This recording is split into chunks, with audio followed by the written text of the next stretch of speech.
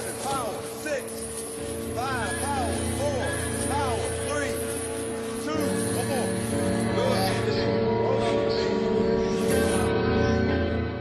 Okay, well, they're on that line right there, and they got that shield right there, but they keep putting that like that. Yeah.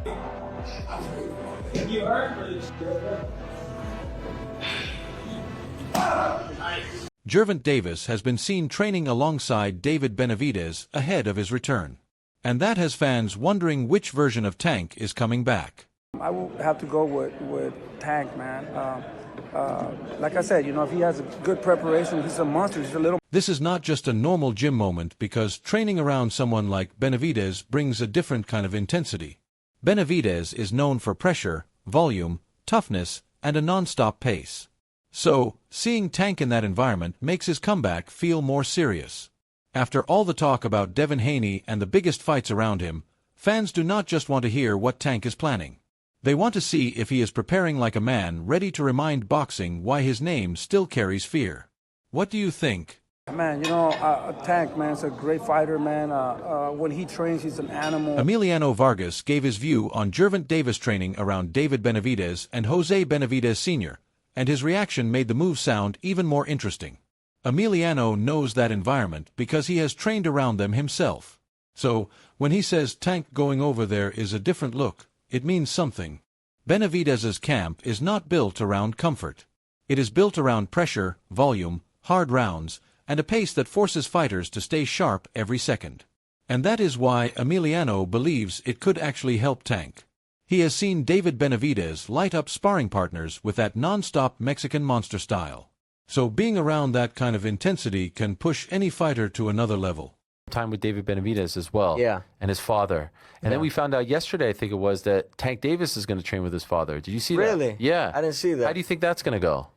I mean, look, I think that's a different look. I think definitely that might be really good. I know Jose Benavidez is a real great trainer. I was able to train with them, see him spar, and see him obviously work with his son. And I mean, Benavidez is crazy. He was lighting up his sparring partners. I was just like, oh, I'm gonna try that. Okay. Oh, okay, I'm gonna try this. So it was crazy to see it. It was definitely crazy to see it. But I think it'd be a different look. I think that's the whole thing about boxing. You just want to continue to learn. You want to get different looks. You want to see what works, see what doesn't work. Abraham Gonzalez added even more fuel to the story when he tweeted, "Sources have told Fights ATW that Jose Benavidez Sr. will be training Gervonta Tank Davis for his upcoming fight in the fall. This comes after weeks of working together to see if it was the right fit." That update made Tank's return feel a lot more serious because this is not just a random gym visit anymore. If Jose Benavidez Sr. is really leading the camp, then Tank is clearly looking for a different kind of energy, structure, and pressure around him before his next fight. Then Brunch Boxing added to the buzz by posting a photo of Gervonta Davis with David Benavidez. It simply said, "Gervonta Davis Sex, David Benavidez." Then Jose Benavidez Sr. spoke positively about Gervonta Davis, and his comments made this training link sound even more serious. Jose did not talk about Tank like a fighter who is just visiting the gym for attention. He praised his talent, his sharpness, and the way he carries himself when he is locked in. Coming from a trainer who has been around high-level fighters and understands what real focus looks like, that kind of praise means something. It also shows why this partnership could be interesting. Tank already has the power, timing, and natural ability, but being around Jose Benavidez Sr. could bring a different kind of structure, pressure, and discipline to his camp. Man, he looks super good, but hopefully he takes things serious, and I think he'll look... He believes Tank has the tools to win. For Jose, the danger with Tank is not only his power, it is the way he waits, reads, and finds the right opening without wasting too much energy. Devin may have size, reach, and a smart boxing style, but Jose seems to believe Tank's timing and explosiveness would eventually become the difference. That is what makes his take interesting. He respects Devin's skills, but he looks at Tank like the kind of fighter who only needs one clean moment to change the whole fight. In his eyes, if Tank lands that shot, the fight can shift completely. In Haney fight, who do you like? like Tank. You like Tank? Why? I like the way he fights. For me, man, I really like Devin Haney. Congratulations, on all his belts. It will be a really good fight, man. That's a fight that people want to see. I will definitely pay pay-per-view for that. That would be an exciting and a really, really good fight. What about Ryu against the winner? Oh man, that's a dream come true. Like I said, both fighters are very dangerous. We would definitely love just the opportunity to. And then we see Tank Davis training, which makes all this talk around his comeback feel more real. Seeing Tank working, moving, and sharpening his tools gives fans a glimpse of the mindset he is bringing into this return. The power has always been there, but now the focus is on his conditioning, timing, discipline, and whether this new camp can bring out a sharper version of him. If Tank is really preparing under a different kind of pressure, then whoever stands across from him next could be dealing with a dangerous version of Gervonta. Come from two different sides, like, of the world. We still on the same path to get the same thing. I gotta be in there with him. I gotta be able to, his arm reach, his size, his power, the way he moving and things like that. I just gotta adapt as I fight him. I think it's gonna be a great. The biggest part of this update is Tank Davis changing trainers ahead of his return. That kind of move always gets attention because a trainer change is not just about who holds the pads. It can change the whole energy of a camp. It can affect discipline, strategy, conditioning, and even the way a fighter thinks before fight night. For Tank, this is especially interesting because fans already know what he brings: power, timing, patience, and knockout danger. Man, it's crazy out there, man, on two fronts. One, word is that Gervonta Davis switched trainers again.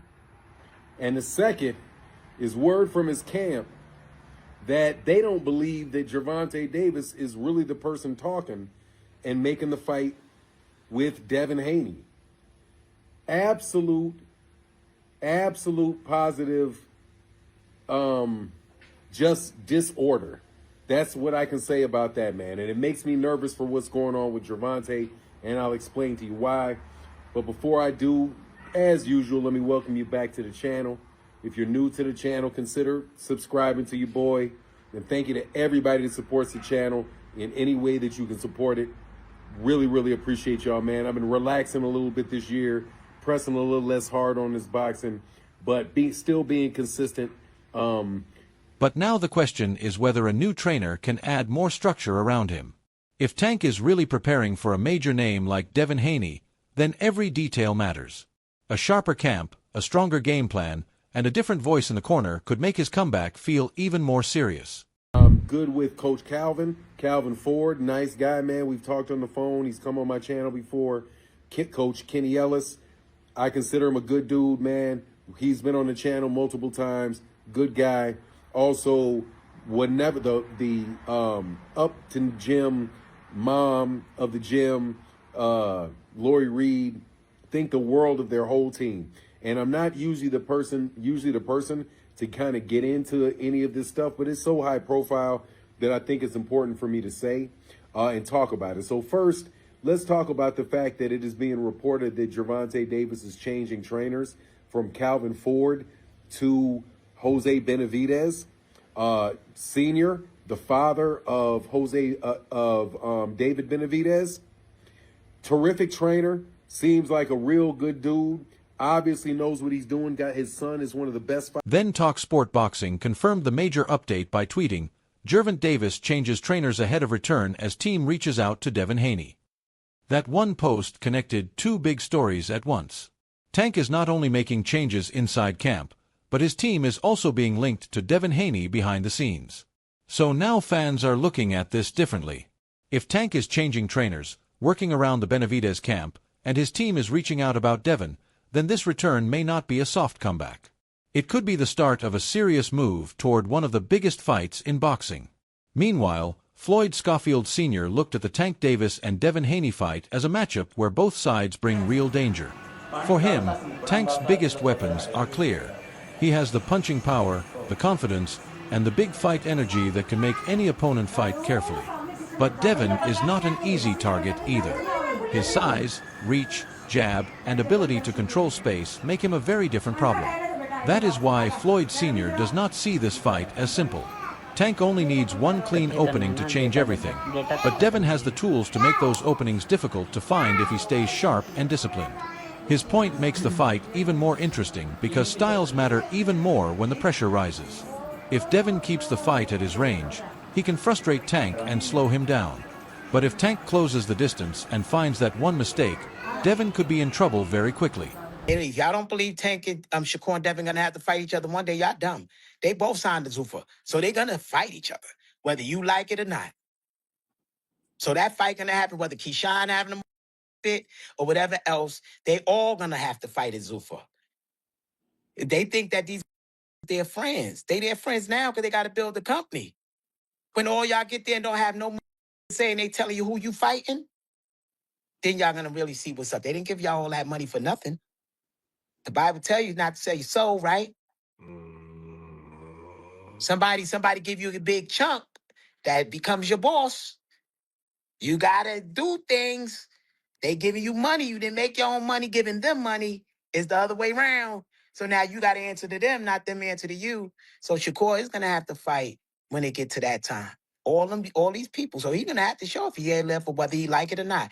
If he think they're giving him all that money and they ain't gonna make him fight, then Johnny Ortiz also shared his view on a possible Gervonta Davis and Devin Haney fight, and he treated it like the kind of matchup where neither fighter gets an easy night. Dev tweets that him and Tank might end up fighting, that Tank's team just reached out.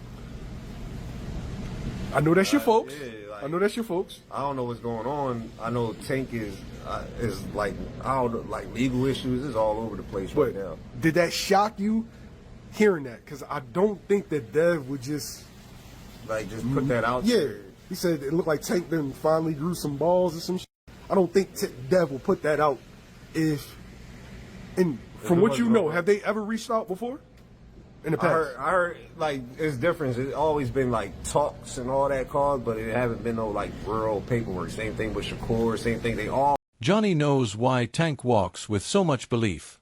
Davis has the power, timing, calmness, and patience to wait for one opening and completely change the fight. But Devin brings his own problems.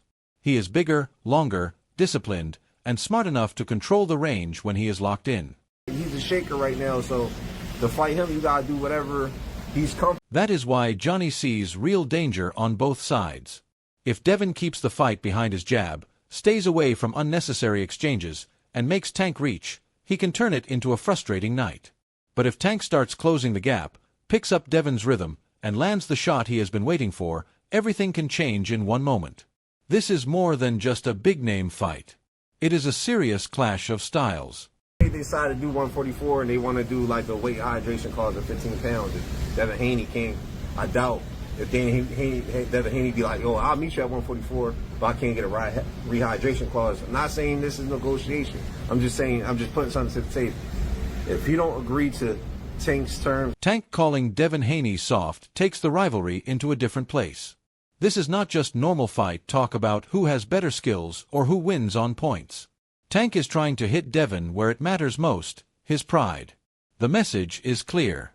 Tank believes Devin looks good when he can box at his own pace, use his reach, and keep everything clean. But he is questioning what happens when that comfort disappears. What happens when Devin gets backed up, has to trade, takes a clean shot, or feels real pressure round after round. Tank is challenging Devin's toughness and mental strength, not just his boxing ability. That's cool, but why you keep mentioning me? Right. You know what I mean? Right. How your son to do something like that? Because his son ain't really... His son ain't really like that. You know what I mean? That's why he got to do all the talk. He got to do all the woofing at the mouth. You know what I mean? Right. His son ain't soft ass. Okay. I like that. You tell me, like I said, you coach it, man. One of the things that I like about your fights, obviously the way you fight, your fighting style is exciting. But you bring it out. It feel like, I used to go to them Floyd fights. It feel like one of them moments where the whole culture come out to support you. Did you ever think that you was going to have culture in that type of way? You know why it's like that? Because people can actually still see me, when I was wilding. Yeah, I remember that. Yeah, see you outside. They can see me outside. Yeah, that's why I was like, it's like us hanging out, and then you see me on TV like, oh, That's my dog. Yeah, you feel me? Right. So Luke knows exactly why Tank is such a major name in boxing. His power is dangerous, his timing is sharp, and the way he stays patient before landing that one fight-changing shot is what separates him from most fighters. But Luke also looks at Tank's career with a bigger question. At this point, fans do not just want another highlight knockout or another controlled comeback fight. They want to see Tank in matchups that show where he truly stands against the best fighters around his weight. The demand for legacy fights is growing, and Tank's next move will define how he is remembered. he didn't even fight at 135 yet. Right. He didn't even have power at 126. I mean 126, 30 or none of that. He was good. Okay. How can you? All that's just okay. How can you stop people that can actually hit? No matter all that boxing. Teddy Atlas also shared his view on Gervonta Davis, and he saw Tank as a fighter with elite talent, but also as someone who still has things to prove. Teddy understands why Tank is so dangerous. His power, timing, patience, and calmness allow him to set traps and change a fight with one clean shot. But Teddy also looks beyond the knockouts. At this point, fans want to see Tank in legacy fights, not just fights he is expected to win. If Davis is really starting a new 6 or 7 fight run, then this is his chance to answer the doubts, face the names people keep debating, and show how great he really is. Teddy's perspective highlights the pressure on Tank to deliver against top-tier opposition. What beats Tank Davis? I think that much for Tank Davis. Maybe not outside the ring. I hope he's getting better in that area, quite frankly. But in the ring, I don't think any of these guys beat Tank. I think he's that good. He's that good a puncher where you can't make a mistake, and he's that good of an athlete as far as pure talent and technically and cerebrally in that ring, where he finds a way, where he does what has to be done.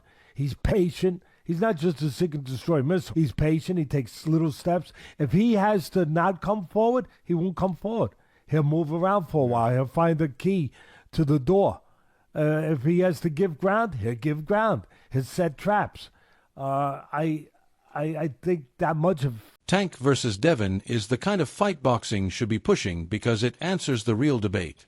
Can Devin use his height, reach, jab, and discipline to keep Tank under control for a full fight? Or does Tank stay patient long enough to find that one shot that changes everything? That is what makes this matchup bigger than internet talk. And this pic that he put up and what he said in a caption, he's getting some backlash, some negative feedback here.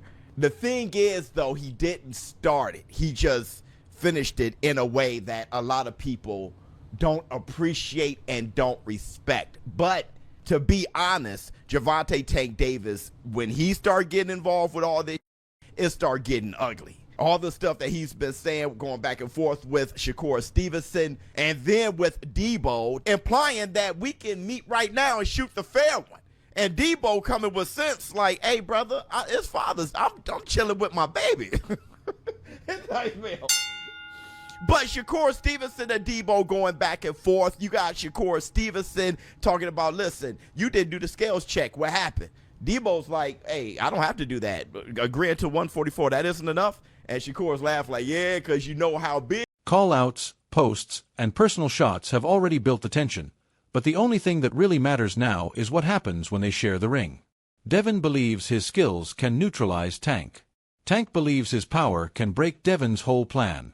And with Bill Haney pointing toward 2026, the pressure is back on both sides. If the money makes sense, the weight is right, and both teams truly want it, then this fight cannot stay online forever. Fans are tired of hints and arguments. They want Tank and Devin to finally prove it under the lights. Have Debo going after Gervonta, talking about how, you know, the only fade he's running is with women pretty much and all that shit, referring to what's going on with him outside of boxing, all those allegations. His father, Bill Haney, jumped into it and echoing these things. But there's all these distractions, and honestly, everybody's right. Why? Because all these young men are frustrated. Gervonta is pissed. I get Gervonta. Like the guy, because of what's going on outside the ring, if his decisions being wrong or not, Either way, he's not satisfied. He hasn't been in the ring fighting for a while. Shakur Stevenson, his clock is starting to tick, right? His last fight was Neofimo, and we all love that victory, but now it's like, bruh, it's time. Keyshawn just fought all right, but I don't even think he's satisfied because he didn't even want to fight him. He's like, okay, I get that out the way. Now, can I get the fights I want? And I know Debo's pissed. Debo just became champion in a good win against Brian Norman. And after that fight, I recall him being like, Make sure to check out our other videos on the